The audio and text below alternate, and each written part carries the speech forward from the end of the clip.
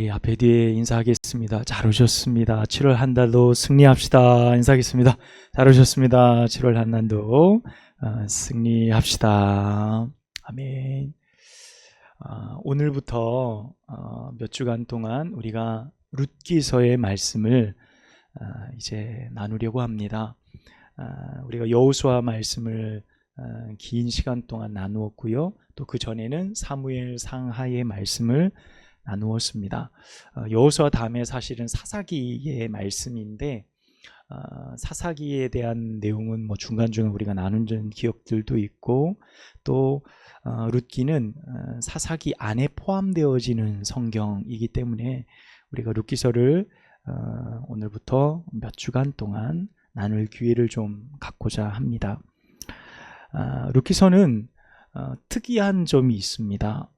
에스더서와 함께 성경에서 여성의 이름이 주인공으로 등장하는 흔치 않은 성경 중에 하나입니다. 그래서 룻기, 에스더 이 두 성경은 매우 공통점이 있는 것을 우리가 발견할 수 있어요. 제가 힌트를 드리는 것은 룻기가 마치면 또 뭘 나눌 것 같아요. 에스더의 말씀을 또 나누게 될 겁니다. 네, 그렇게 기억을 하시고 말씀을 이어가면 좋을 것 같습니다. 룻기는 다른 성경들에 비해서 굉장히 짧습니다. 4장밖에 되어지지 않습니다. 하지만 우리는 이 룻기를 통해 여호수아 시대 이후에 사사 시대의 이면을 들여다볼 수 있는 매우 좋은 방편으로 룻기서를 선택할 수 있겠다 생각을 했습니다. 왜냐하면 룻기는 사사 시대에 진행되어지는 사건 속에 숨겨진 또 다른 이야기를 그려내고 있기 때문에 그렇습니다. 그래서 룻기서를 생각하면 사사 시대의 내용이 메인이에요. 12사사의 이야기가 쭉 지나게 되죠. 사사 이야기가 지나가면서 그 사이에 카메라 앵글이 사사의 이야기를 비추다가 갑자기 화면이 확 전환이 되면서 시골의 아주 작은 어떤 집의 이야기를 갑자기 시작하는 거예요. 꼭 카메라 앵글이 바뀌어서 그 동일한 사건과 시간 속에 다른 사건의 이야기를 드러내는 것처럼 룻기서는 그런 의미를 가지고 있어요. 그래서 오늘 1절 말씀에 보면 사사시대에 이렇게 시작하고 있죠. 사사시대에 일어났던 우리가 알지 못하는 또 다른 이면의 이야기가 바로 룻기의 이야기다라고 우리가 이해하면 충분히 옳겠다 그런 생각을 해보게 됩니다. 또 룻기서를 우리가 나누면서 얻을 수 있는 유익은요, 고대 이스라엘의 여러 가지 풍습들을 우리가 성경을 통해서 발견해 볼 수 있습니다. 뭐 대표적인 것이 룻이 베들레헴으로 나오미를 모시고 와서 어머니를 봉양하기 위해서 추수 때에 뭘 하죠? 남의 밭에 가서 곡식을 줍잖아요. 이삭을 줍는 행동, 이것은 율법에 보장되어진 것이었습니다. 그래서 추수 때에 이제 이렇게 곡식을 거두다가 떨어진 이삭은 절대 줍지 말라. 거류민과 어려운 사람들 위해서 그것을 남겨두고 밭에 모퉁이까지 다 파지 못하게 했어요. 그들이 그것을 베어 먹을 수 있도록. 그 장면이 그대로 룻기서에 나와 있죠. 그리고 고대의 계대 결혼이라든지 계대 결혼 안에 고엘 제도라는 것이 있는데 이 고엘 제도라든지 혹은 고대의 고엘 제도 안에 재판의 과정들 이라든지 우리가 평상시 잘 접하기 어려운 이런 내용들이 룻기서 안에 포함되어져 있습니다. 그래서 이런 내용을 우리가 향후 말씀을 1장부터 4장까지 나누면서 구체적으로 나누게 될 겁니다. 그리고 룻기서가 보여주는 정말 중요한 내용 한 가지가 있는데 그것은 바로 이스라엘의 왕 다윗의 계보를 우리가 볼 수 있다는 겁니다. 다윗의 계보를. 이는 단지 이 룻기서에 등장하는 보아스 그리고 그의 아내인 룻, 이 보아스와 룻은 다윗의 증조부와 증조모가 되어집니다. 족보상으로요. 그래서 보아스와 룻이 다윗의 계보 안에 있는 증조부와 증조모가 되어지는구나 라는 사실만 아는 것뿐만 아니라 룻기서 안에는요, 이 룻은 어디 여인이죠? 모압 여인이죠. 그러니까 이방 여인인데 어디에 들어오는 거죠? 유다 지파의 계보에 들어오는 거예요. 그리고 유다 지파 안에 다윗이 나고 또 누가 오시죠? 예수 그리스도가 구원자로 이 땅에 오시잖아요. 그것이 다윗의 계보이고 유다 지파의 계보거든요. 그런데 그 유다 지파의 계보에 이방 여인인 모압 여인인 이 룻이 들어왔어요. 그런데 이 이방 여인도 하나님의 백성이 될 수 있다는 사실, 이 놀라운 사실을 이스라엘 나라가 아직 나라의 기틀을 잡기도 전 사사시대 가운데 이 사건이 일어났다라는 것은요, 대단히 큰 의미를 우리에게 던져주는 겁니다.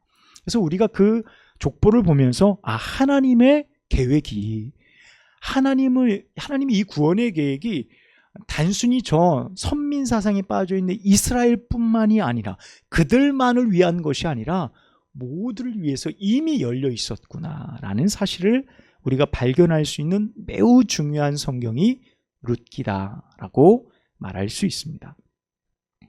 자, 이렇게 대략 룻기서에 대해서 제가 담고 있는 특징을 몇 가지를 설명해 드렸습니다. 오늘은 룻기서의 개관을 다루는 날이기 때문에 성경을 안 보셔도 되고요, 저를 보셔야 됩니다. 성경에는 개관이 하나도 안 나와 있어요. 그래서 제가 연구한 것으로 여러분에게 말씀을 전하게 될 텐데, 개관은 성경을 이해하는 데 매우 중요한 정보들을 담고 있습니다. 그래서 룻기서의 구조, 뼈대, 그래서 이 룻기서는 어떤 구조로 되어져 있고 어떤 내용을 담고 있고 무엇을 말하려고 하는지, 이런 내용들을 우리가 개관해서 살펴볼 수 있습니다. 우리가 학교에 들어가면 대학생들은 가장 먼저 그 학문의 기초인 개론을 배우게 됩니다. 어떤 무엇을 배우는, 만약에 신학을 배운다 그러면 신학 개론, 구약을 배우는 구약 개론, 실천신학이면 실천신학 개론, 사회복지면 사회복지 개론, 요양이면 요양에 관련되어진 개론들을 배우게 됩니다. 개론은 그 기초 이론을 다루는 매우 중요한 학문이면서 매우 재미가 없어요. 매우 재미가 없고 심심하고 따분하고 그렇습니다. 그래서 그걸 배울 때 대부분 꾸벅꾸벅 졸고 개론은 그냥 넘기는 거야, 이렇게 생각도 하지만, 사실 개론을 잘 못 배우면 뼈대가 부실합니다. 뼈대가 부실하고 구조를 정확히 세우고 이해하기가 어려워서 성경을 이해하거나 혹은 그 말씀과 혹은 그 학문을 이해하기에 조금은 부족한 부분들이 생기기 마련입니다. 그래서 여러분에게 부탁하는 것은, 오늘 이 과정이 좀 딱딱해도 좀 잘 넘기시고요, 룻기서의 구조를 잘 잡으셔서 룻기서 안에 하나님의 은혜를 발견하는 여러분 되시길 주님의 이름으로 먼저 축복합니다. 룻기서는 히브리인들이 성경을 분류할 때 분류상 5 두루마리 안에 속하는 성경이라고 보통 이야기를 합니다. 보통 5 두루마리 아니면 두루마리의 글들이라고 이야기할 때는 짧은 글들이에요. 긴 것들이 아닙니다. 그래서 보통 아가서, 룻기서, 에레미야, 에가, 그리고 전도서, 그리고 아까 뭐 있었죠? 에스더. 이렇게 5가지가 5 두루마리 성경 안에 포함되어진 성경들입니다. 길지 않죠. 우리가 읽을 수 있는, 그렇게 어렵지 않게 읽을 수 있는 그런 성경들인데, 룻기서는 특별히 배경을 어디로 하고 있다고요? 사사시대로 하고 있습니다. 그러니까 가나안 땅에 정착하고 나서 여호수아의 시대가 끝나고, 우리가 지난주 마지막 나누었지만 여호수아 이후로 여호수아의 가르침을 받았던 장로들까지 살아있을 때는 이스라엘 백성들이 하나님을 떠나지 않았다 그랬어요. 그렇죠? 그때까지는 사사시대가 열리지 않았던 겁니다. 그들 모두 하나님의 백성으로 말씀을 잘 지키며 살아갔어요. 지도자가 여호수아 같은 걸출한 리더는 없었지만 장로들, 그들의 나름의 지도자들이 있어서 하나님의 백성으로 살아갈 수 있었어요. 그런데 문제는 어떤 겁니까? 그들 가운데 지도자가 사라졌을 때에 하나님의 말씀을 그들에게 가르쳐주고 다시금 깨닫게 하고 돌이키게 하는 그 리더가 없었을 때에 이스라엘 가운데 타락이 일어나기 시작했다는 거예요. 그 타락은 어디로부터입니까? 좋은 걸 내 마음속에 품는다든지, 내가 욕심껏 무엇을 갖는다든지 라는 타락이 아니라, 이스라엘의 타락, 우리들의 타락은 어디서부터 시작되냐면 하나님을 내 마음속에서 밀어내면서부터 시작되는 겁니다. 타락은.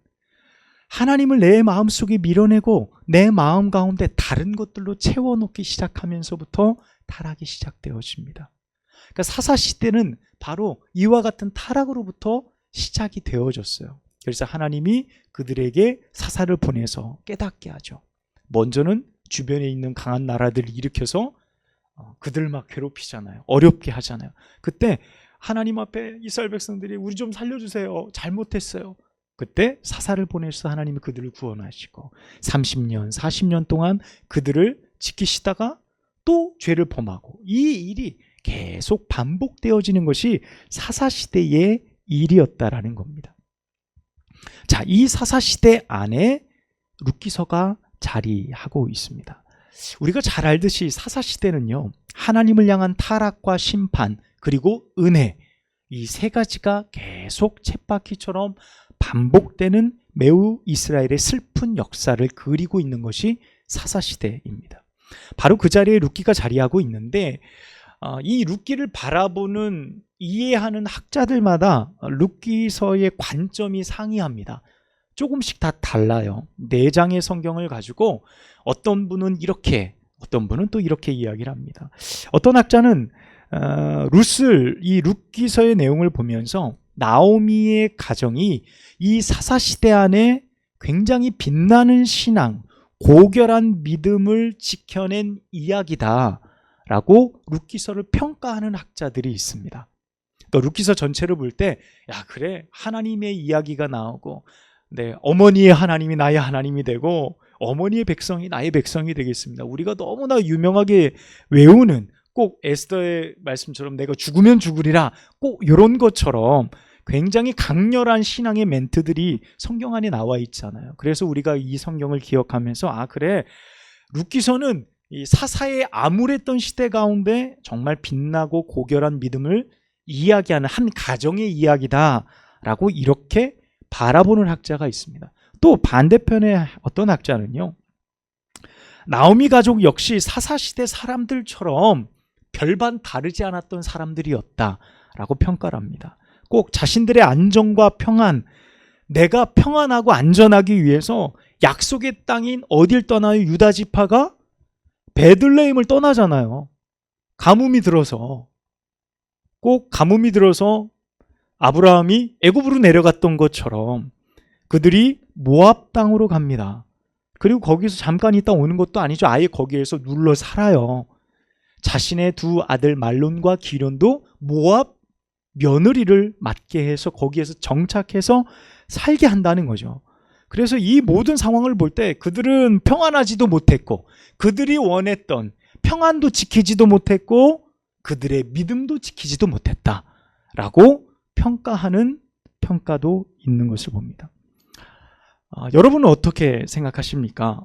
룻기서를 바라보는 이 두 가지 평가 모두 다 수용할 만한 말이라고 생각합니다. 왜 그러냐면 전자의 경우를 우리가 좀 살펴보면 결국 궁극적으로 어떻게 됩니까? 나오미가 베들레헴으로 돌아오고 룻이 그의 어머니의 하나님을 의지하며 그 가정 가운데 어떤 일이 일어나죠? 회복이 일어나잖아요. 하나님의 은혜를 덧입고 그들 가운데 회복이 일어나는 놀라운 이 가정의 이야기가 사사시대에 암울했던 그 상황 가운데 그 가정이 결론적으로 보면 어떤 겁니까? 빛이 나는 거예요. 그 믿음을 통해서 그 가정이 빛이 나는 것을 볼 수 있어요. 그렇다고 그러면 전자의 주장이 옳죠. 맞습니다. 자, 후자의 경우는 어떨까요? 후자는요, 1장부터 나오는 사건에 기반을 하면 또 그 말이 오를 수 있습니다. 여러분, 나오미의 남편인 엘리멜렉과 나오미가 흉년 들자 모압 땅으로 가버려요. 이주를 결정하고 모압 며느리들을 들이고 이방 땅에서 안전을 구하며 살아가려는 모든 모습들이 룻기서의 시작은 어떤 겁니까? 고결한 믿음과는 거리가 먼 거예요. 그들의 결정이 하나님의 백성으로서 그 일을 함에 있어서 온전치 못한 어떤 결정을 했다라는 것, 신앙과는 거리가 멀다라고 생각할 만한 충분한 이유를 제공해 준다는 거죠. 그러니까 1장과 2장의 내용만 보면 그렇다는 겁니다. 근데 또 후반부로 가보면 또 전자의 말이 옳다. 자, 그럼 어떤 겁니까? 이 두 가지가 모두 이 룻기서 안에 짧지만 모두 담겨 있다는 거예요. 우리가 룻기서를 바라보며 다양한 관점을 볼 수 있는데, 그렇다고요, 성경에서 나오는 이 룻기서에서 룻기를 성경은 뭐 일방적으로 그의 믿음을 추앙한다든지 삶의 시련도 존재하지 않고 그저 하나님의 축복만 받은 존재로 말하고 있지 않다는 겁니다. 룻은 모든 말씀을 대하는 우리의 삶과 너무 닮아 있어요. 처음 결정했던 것은 믿음이 아니라 무엇이죠? 내가 당장 먹고 살기 위해서, 내가 당장 안전하기 위해서 선택했는데 고난과 어려움이 있는 거예요. 남편도 죽고 두 아들도 죽고 그 가문이 다 망해버리기 직전인 거예요. 아니, 이미 망한 거예요. 며느리 하나 오르반은 가버리고, 룻은 어머니를 쫓아온다고 하는데 이 모압 여인, 이 모압 며느리 자신의 고향인 베들레헴 데려가서 무슨 유익이 있겠어요? 이미 가정은 망했는데, 자식들은 아무것도 없는데, 꼭 나오미의 말처럼 그래, 내가 오늘 잉태해서 아들을 낳는다고 치자. 그러면 이 아들이 자랄 때까지 네가 어떻게 기다릴 수 있겠느냐? 이 말이 뭡니까? 이미 나는 끝났다는 거예요. 우리 집은 끝났다는 거죠. 그 말을 하고 있어요. 이 모든 상황들을 종합해 볼 때 어떻습니까? 룻의 상황이 우리들의 모습과 굉장히 많이 닮아 있다는 거예요. 우리가 살아가는 삶의 모습. 그래서 성경에서 그리는 이 말씀들, 룻기의 발자국을 우리가 쫓아가 보면 우리의 삶과 믿음도 그곳에서 함께 발견할 수 있는 은혜가 있다라는 말씀입니다. 자, 그렇다면 가장 중요한 게 있습니다. 여러분, 룻기서의 저자가 누구일까요? 룻기서의 저 4장을 좀 넘겨줬죠. 한 장씩. 자, 옆에 사진을 보면 굉장히 그림이 좀 예쁘더라고요. 나오미입니다. 나오미고 어머니를 모시고 가고 있는 룻의 모습이에요. 저 위에 보면 당신이 가시는 곳으로 라는 제목이 있어요. 그러니까 저렇게 하고 나중에 저 옆에 또 사파에 보면 옆에 지켜보는 사람이 누굴까요? 보아스 같죠? 그냥 보아스라고 하죠. 보아스이고 그 옆에 여인은 누굴까요? 룻입니다. 그것을 이제 성경의 내용을 저렇게 그림으로 그리는 거예요. 내용들을 보시면서 이해하면 좋을 것 같아요. 자, 그렇다면 여러분, 룻기서의 저자는 누구일까요? 자, 룻기서의 저자는 누구일까요? 우리가 보통 거의 대부분 성경의 첫머리 이름을 보며 저자를 추측합니다. 그래서 마태복음의 저자는 누구예요? 마태요, 이렇게 이야기합니다. 그렇죠?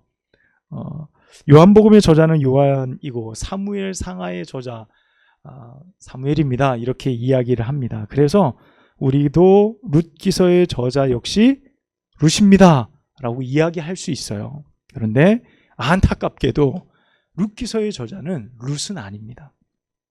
룻이 아닙니다. 학자마다 추측하기로는 사무엘이 혹시 저자이지 않을까라고 추측합니다. 여러분, 여기서 추측이라는 것은 왜 나올까요? 룻기서의 저자가 누구인지 밝히고 있지 않아요. 밝히고 있지 않기 때문에 본문의 내용의 전반적인 내용들을 보면서 누구일까를 추측해 보는 거예요. 그래서 이 사사시대를 알고 있고 사사시대의 끝머리에 서 있는 마지막, 어떻게 보면 선지자라고 이야기하는 사무엘이 사사시대를 바라보며 이 룻을 알 수 있지 않았을까, 이렇게 생각하는 사람이 있고, 또 한 부류는 다윗일 것이다. 왜냐하면 다윗은 사사시대를 거쳐서 이스라엘이 두 번째 왕이 되어졌기 때문에 충분히 그럴 수 있겠다. 그리고 뒤에 보면 누구의 족보에 나온다고요? 다윗의 족보가 그 뒤에 나오게 됩니다. 다윗의 족보가 나오니까 그래, 다윗이 자신의 증조모인 룻에 대한 이야기를 기록하지 않았을까, 그렇게 생각을 합니다. 그리고 이 룻기서의 내용을 보면 다윗에 대해서 잘 알고 있는 사람의 내용이에요.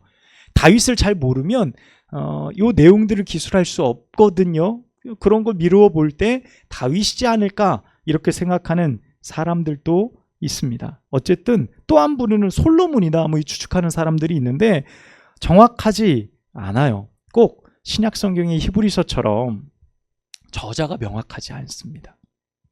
다만 룻기서가 위치해 있는 상황 그리고 본문에 있는 내용을 종합해 보면 다윗일 것이다 뭐 이렇게 이야기하고, 이 성경이 기록된 시기는 대략 다윗이 통치하던 시기였을 것이라고 추론해 볼 수 있어요. 왜 그러냐면 4장 끝에 나온 다윗의 계보를 보면 솔로몬이 없어요. 다윗까지만 나옵니다. 다윗까지만 딱 나오고 솔로몬은 더 이상 등장하지 않아요. 기록 연대에서 다윗까지 등장했다라는 것을 볼 때 다윗의 통치 시대에 기록된 성경으로 보는 것이 거의 옳다 뭐 이렇게 보통 이야기를 합니다. 왜 그러냐면 솔로몬의 이름이 등장했다고 한다면 솔로몬까지 넣어야 돼요. 솔로몬이 유력한 자가 아니지 않습니까? 유력한 자이지 않습니까? 다윗만큼 대단한 사람이죠. 하나님의 성전을 건축하고 이스라엘의 신앙을 성전 중심 사상으로 만든 가장 훌륭한 위대한 왕으로서 이스라엘 백성들 가운데 꼽히는 사람이에요. 강력한 정치력, 통치력을 발휘했던 왕이기 때문에 만약에 계보에 솔로몬이 들어있었다 그러면 솔로몬도 빼기 어려웠을 거예요. 그런데 다윗까지만 기록되어져 있었기 때문에 보통 기록 연대는 BC 한 11세기경 이렇게 보는 학자들이 많다라고 할 수가 있습니다. 우리 한 장 넘기시면 룻기의 이제 구조인데요. 네 가지로 이야기해 볼 수 있을 것 같아요. 앞에 화면을 보시면 룻기는 1장 1절에서 18절까지 보면 엘리멜렉의 가문, 그 가문이 몰락하는 장면이 나옵니다. 그러니까 18절까지 가보면 두 아들도 다 죽고 며느리 하나 떠나고 나오미하고 룻만 딱 남아있어서 베들레헴으로 다시 돌아오는 그 과정까지 이야기가 담겨져 있는 것이, 이게 이제 전반부의 사건이에요. 그런데 여러분 말씀을 보면 어때요? 이 말씀이 엄청 빨리빨리 지나가요.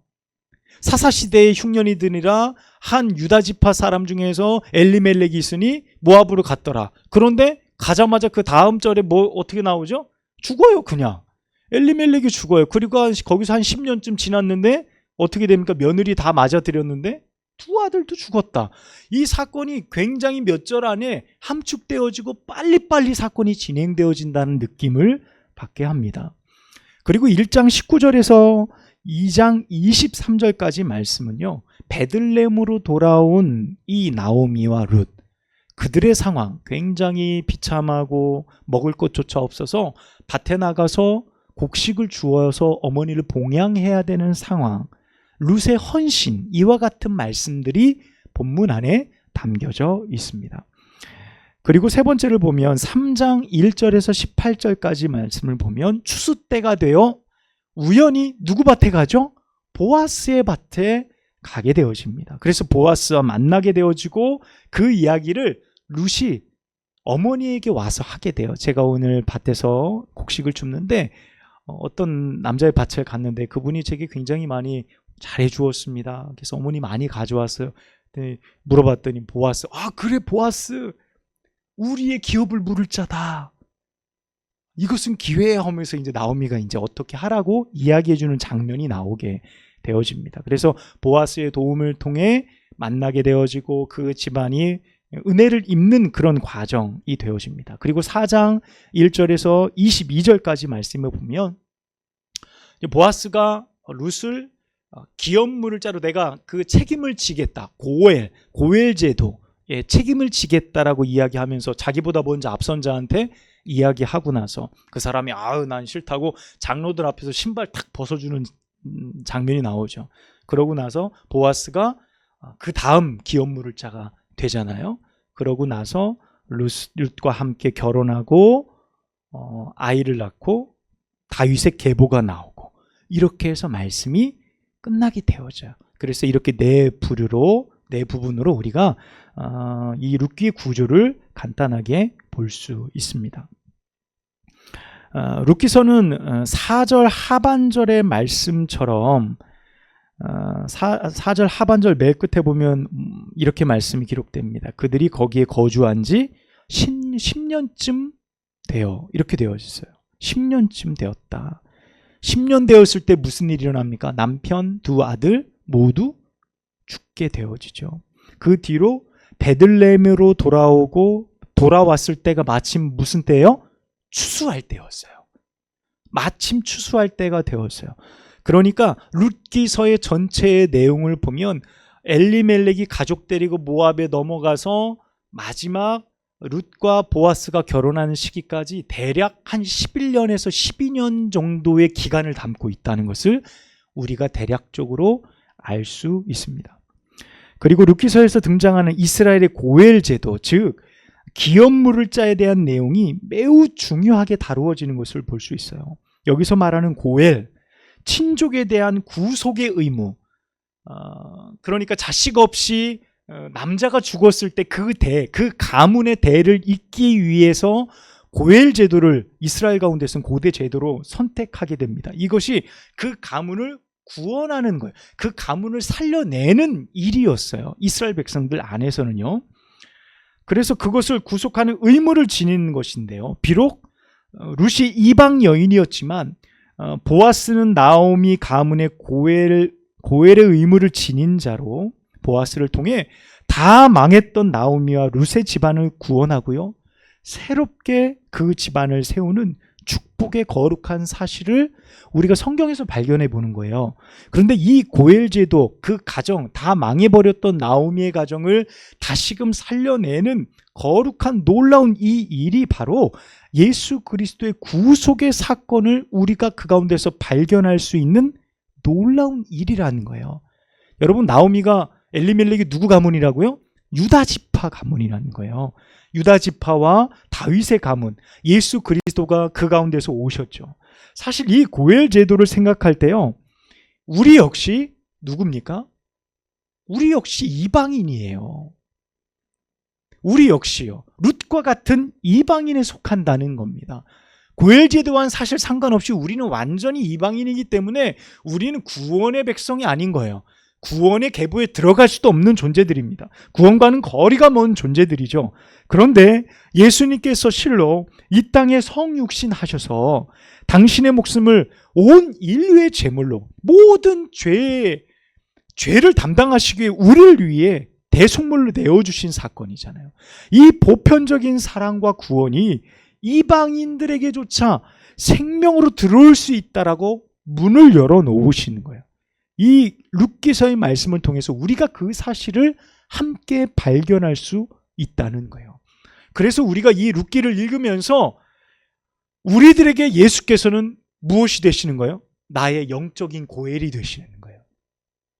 나의 영적 고엘이 되어주셔서 다 망한 이미 죽은 내 인생 가운데 찾아오셔서 나에게 생명을 주시고 나에게 영적 가문을 이어갈 수 있는 구속의 은혜를 내게 허락하여 주셨다는 사실을 우리가 말씀을 통해 발견할 수 있는 겁니다. 그래서 우리가 룻기서를 읽다 보면요, 다윗이 보이고, 우리가 룻기서를 읽다 보면 예수 그리스도가 보이고, 예수 그리스도를 통해 생명이 보이고, 복음이 보이는 놀라운 일이 결코 우연이 아니라는 사실을 발견하게 되어지는 것입니다. 이제 다음 주부터 본격적으로 룻기서를 우리가 함께 나누게 될 겁니다. 혹여 우리들 중에 룻처럼 삶의 고난이 닥치신 분들이 계실지 모르겠어요. 내가 말하지 못하는 어려움들, 고난들, 그 고난이 너무도 힘들고 어려워서 꼭 남편이 죽고 아들이 죽은 것처럼 내 집안의 모든 것이 다 풍비박살나고 모든 것이 다 사라져버린 것처럼 혹독한 상황 가운데 내가 놓여 있더라도 여러분, 당장 그 고난으로 우리가 결코 죽지 않고 결코 망하지 않는다는 용기를 여러분 룻기서를 통해 발견하는 우리 모두가 되길 간절히 소망합니다. 여러분의 인생을 고난에서 건지시고요, 결국 우리의 진정한 구원자가 되시는 하나님의 선하신 손길을 여러분 룻기서를 통해 만나시는 귀한 여정이 되시기를 간절히 축복합니다. 기도하겠습니다. 하나님 아버지, 오늘부터 룻기서의 말씀을 우리가 함께 나누게 됩니다. 주님, 우리가 룻기서를 통해 우리의 삶의 진정한 고엘이 되시는 예수 그리스도, 다 망해버린 나의 인생, 죄로 인하여 죽을 수밖에 없었던 나의 인생 가운데 찾아오셔서 내가 너를 책임지마, 내가 너를 구원하마, 우리에게 참된 은혜와 생명의 길을 열어주신 예수 그리스도를 우리가 말씀을 통해 발견하는 귀한 여정의 시간들이 되어주도록 축복하여 주옵소서. 주님, 우리 마음 가운데 고난과 어려움이 있습니까? 내가 선택한 모든 일들이 어그러지고 내 계획대로 되어지지 않고 이미 내 인생이 다 망해버린 것 같은 고난 중에 있습니까? 우리가 룻기서의 말씀을 읽으면서 용기가 되게 하시고 다시 일어설 힘을 얻게 하여 주셔서 결국 예수 그리스도 안에 다시금 새 힘을 얻어 그 믿음으로 살아갈 수 있는, 일어설 수 있는 저희 모두가 되어지도록 축복하여 주옵소서. 예수님의 이름으로 간절히 기도하옵나이다. 아멘.